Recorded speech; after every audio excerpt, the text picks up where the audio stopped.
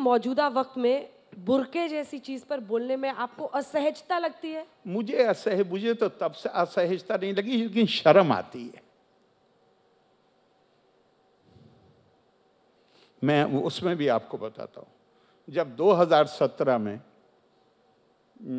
ये supreme court से वही लोग थे जो कहते थे 3 तलाक जो है वो खुदा का कानून। हाँ। 2017 में जब सुप्रीम कोर्ट का फैसला आया तब तक बहुत पानी बह चुका था। तो मैं अपने गांव गया हुआ था, अपने परिवार में बैठा हुआ था, बहुत सारे लोग आ रहे थे। चूँकि मैं सिर्फ पार्लियामेंट में नहीं बोला हूँ, सुप्रीम कोर्ट में जब ये केस की हियरिंग हो रही थी मैं सुनने गया था। लेकिन मुझे बेंच ने कहा कि वो मुझे सुनना चाहते हैं, तो मैं पहले दिन लगभग 50 मिनट बोला, फिर जिस दिन कंक्लूजन था उस दिन फिर कोई 45 मिनट बोला। तो अखबारों में चूँकि खूब आया ही, तो वहाँ बड़ी तारीफ कर, जजमेंट के बाद की बात बता रहा हूँ आपको, तारीफ कर रहे। तो मेरी एक कज़िन, मेरे बड़े चचा की बेटी, जो मुझसे 2 साल बड़ी होगी, ने ऐसी बात कही कि मैं भूलता ही नहीं। अब जोर से बोली कि इसकी इतनी तारीफ कर रहे हो, क्या इसके अंदर सुरखाब के पेड़ लगे हुए हैं? अरे इससे मौका मिला पढ़ाई लिखाई का, हमें मौका नहीं मिला, वरना हम इससे कम नहीं। और मैं 100% सहमत हूँ उस बात से।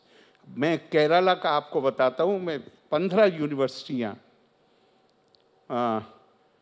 पिछले 3 साल में कितने कॉन्वोकेशन अटेंड किए होंगे। एक कॉन्वोकेशन भी ऐसा नहीं है जिसमें 70% प्लस से कम लड़कियां अवार्ड और गोल्ड मेडल ली हो। और जो लास्ट कॉन्वोकेशन मैंने अटेंड किया है as chancellor Kerala health university का, गोल्ड मेडल एंड अवार्ड पाने वालों में सिर्फ एक लड़का था, बाकी सब लड़कियों को गए। And I felt so happy every time. और मैंने हेल्थ यूनिवर्सिटी में कहा, मैं क्या अपना दिल छोटा मत करो, इन लड़कियों से सीखो, इतनी मेहनत करोगे तो अगले साल से तुम्हें भी मिलने लगेगा। क्या बात है, क्या बात है। पर बहुत सारी मुस्लिम लड़कियां हैं जिन्होंने बुर्के को लेकर ये कहा कि मौजूदा सरकार हमें तबाह कर रही है, हम बुर्का पहनना चाहते हैं और हमें इसमें कोई दिक्कत नहीं है। उनके लिए क्या कौन रोक रहा है बुर्का पहनने से? कोई नहीं रोक रहा।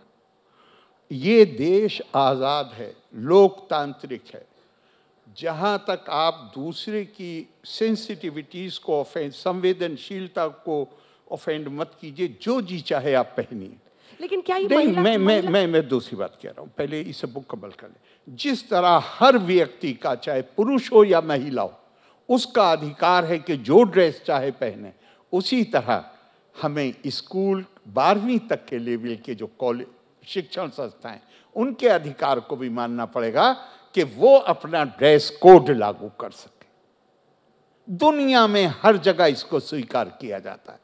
हमारे यहाँ वो संस्थाएं हैं, शिक्षण संस्थाएं, जो हिजाब अलाउ करती हैं। अगर आपको यहाँ नहीं पढ़ना, वहां चले जाइए।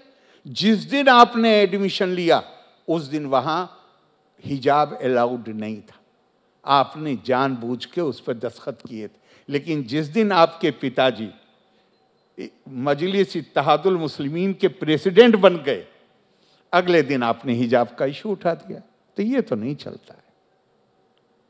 आपको लगता है ये पार्टी पॉलिटिक्स की वजह से सुलझाया गया? ऐसी कोई भी चीज जो विवाद पैदा करने वाली चीजें हैं, हमेशा ध्यान रखिए साहब, जो लोग रिलीजन पॉलिटिक्स, तो ऐसी चीज है कि वो रिलीजन जैसे इंस्ट्रूमेंट को, जिससे जो सिर्फ रूमी का मशहूर मसनवी में, आज अमेरिका में लोग कहते हैं, कहते नहीं है, नेट पे जाइए, सबसे ज़्यादा बिकने वाली किताब है, उसमें है प्रोफेटिक मिशन बताया गया है।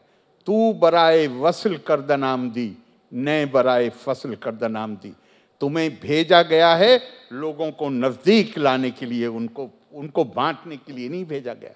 लेकिन पॉलिटिक्स में तो मतलब ऐसे लगता है जैसे, मुझे ज़रा सा यहाँ पे 1 मिनट लूँगा, कि सिर्फ अपनी स्वार्थ सिद्धि के लिए आप रिलीजन को भी बांटने के लिए, कल्चर को भी बांटने के लिए, अरे आप इंडोनेशिया जाइए, राष्ट्रपति भवन के बाहर कृष्ण अर्जुन संवाद लगा हुआ है, किसी इंडोनेशियन से पूछिए।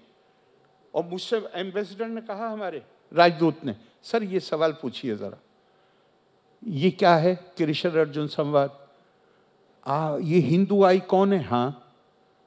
नहीं, वो उस पर उन्होंने हाँ नहीं कहा, उस पर उन्होंने कहा कि महाभारत का आइकॉन है। हाँ। आप तो मुसलमान हैं।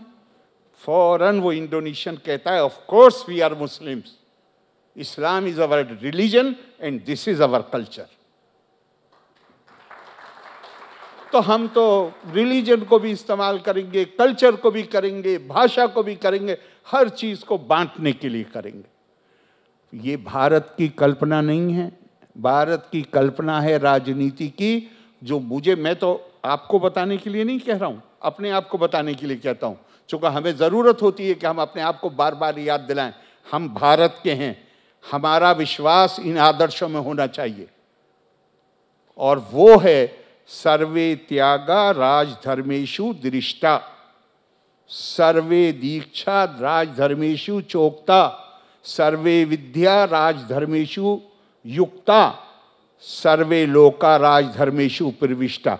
जो पब्लिक लाइफ में आए, जो पॉलिटिक्स में आए, जिसकी वो एम्बिशन, उसको बड़ी से बड़ी कुर्बानी के लिए तैयार रहना चाहिए, उसको सारी नॉलेज हासिल करने की कोशिश करनी चाहिए, उसके पास संस्कार होने चाहिए, और उसके पास ये क्षमता होनी चाहिए कि वो चाहे जो व्यक्ति हो, चाहे जिस बैकग्राउंड का हो, सबको एक नजर से देख सके।